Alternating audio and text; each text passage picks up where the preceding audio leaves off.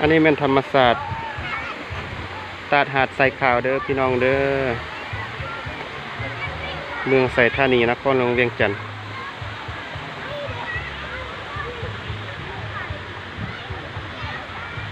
ท่านใดสนใจอยากมาเที่ยวมาชมเซิน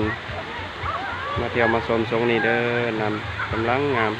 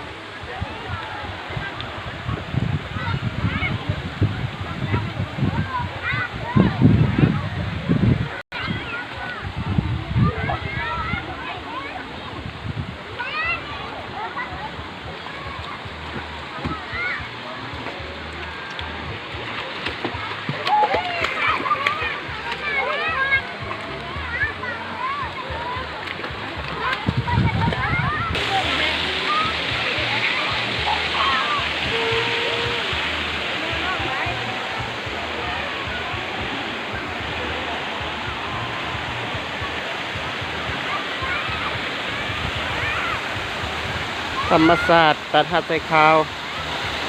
งามอีหลีพี่น้อง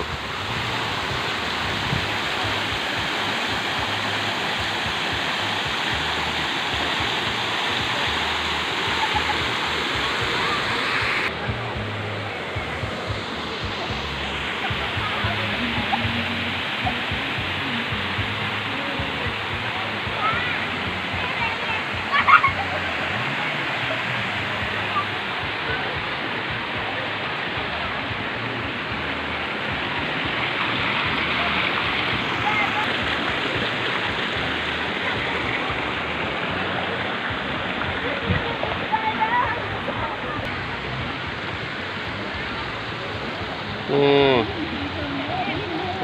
งาม